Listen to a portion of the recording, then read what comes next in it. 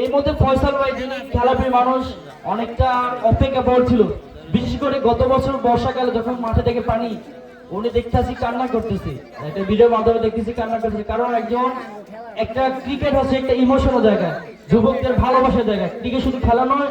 এই মুহূর্তে ফয়সাল ভাই এরকম একটা টুর্নামেন্টের আয়োজন করতে এবং প্রবাসীদের সাহায্য সহযোগিতা তাদের উদ্দেশ্যে এবং সামনে ভালো একটা আয়োজন করার জন্য আপনার মূল্যবান কথাগুলো সবার সামনে শেয়ার করার জন্য আপনার প্রতি অনুরোধ জানাচ্ছি।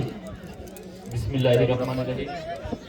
আজকে আমাদের নয়াকান্দি ফ্রেন্ডশিপ প্রেমীদের যুদ্ধাকিতে আয়োজিত ক্রিস কাপ ক্রিকেট টুর্নামেন্ট ইনশাআল্লাহ আমরা ফাইনাল সফলভাবে শেষ করেছি। তার জন্য সোনাকান্দা এবং বন্দনাপুরকে আন্তরিকভাবে ধন্যবাদ জানাচ্ছি আমার পক্ষ থেকে। আর দ্বিতীয়ত বিশেষ করে আমাদের রেমিটের যোদ্ধা যারা আছেন প্রবাসে, যারা আমাদের সাথে খেলাধুলা করতো, তারা যে কোনো নাসির খান যিনি আমাদের প্রথম প্রাইজ ফিনিশ দেওয়া হয়েছে, আর দ্বিতীয় প্রাইজ হচ্ছে আরিফুল ইসলাম জিয়ারকান্দি, এবং কি আমাদের সাথে হৃদয়, চানবাসা, মারুফ, লিমন, আনিস, তাদের কৃতজ্ঞতা প্রকাশ করছি। সাথে আমাদের পার্শ্ববর্তী গ্রাম বালুয়ারকান্দি সাইফ ইসলাম বাবু মামা, ওনাকেও আমরা কৃতজ্ঞতা প্রকাশ করছি। আপনাদেরকে আমি প্রথমেই বলছিলাম যে আমরা যদি আজকে সুস্থভাবে ফাইনাল শেষ করতে পারি তাহলে ইনশাল্লাহ আমরা রমজান মাসের পরে ডাবল ক্রিস কাপ ছাড়বো ইনশাল্লাহ, যদি আপনারা সহযোগিতা করেন। এই বলে আমার বক্তব্য শেষ করছি। আসসালামু আলাইকুম।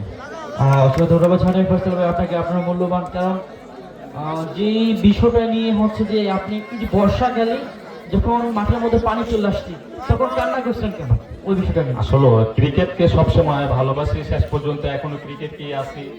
ওই সুবাদে একটু খেলা, যেহেতু আমরা প্রথম 6 মাসই খেলতে পারি, পরবর্তীতে খেলতে পারি না। ওই সুবাদে আমার মাঠটা রাজনীতির প্রতিহিংসার কারণে আমরা 1 বছর গ্যাপ গেছে।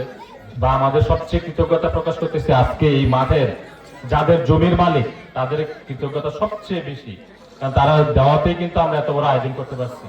এখানে টাকা মূলত না, আসলে তাদের মন অনেক বড়, তারা দেওয়ার কারণে আমরা এত বড় ফাইনাল আয়োজন এবং কি এত সুন্দর আয়োজন হয়েছে।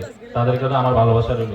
আপনার কাছে আমি একটু প্রত্যাশা রাখছি যে পরবর্তী যখন আসরটা হবে মা বোনরা যাতে মাঠে বসে খেলা দেখতে পারে সেই ব্যবস্থাটা করবেন। আরিফ ভাই এবং ফয়সাল ভাই যারা প্রবাসে আছে তাদের সাথে যোগাযোগ করবেন, এবং যদি আপনার পাশে থাকেন। ওটা আসলে আমাদের গ্রাম অঞ্চলে, তো আসলে ওটা যদি সম্ভব হয় ইনশাআল্লাহ চেষ্টা করবো আমাদের মা বোনদের জন্য যাতে দেখার সুযোগ করা যায়। অসংখ্য ধন্যবাদ এবং আপনার জন্য শুভকামনা পরবর্তী আসরের জন্য।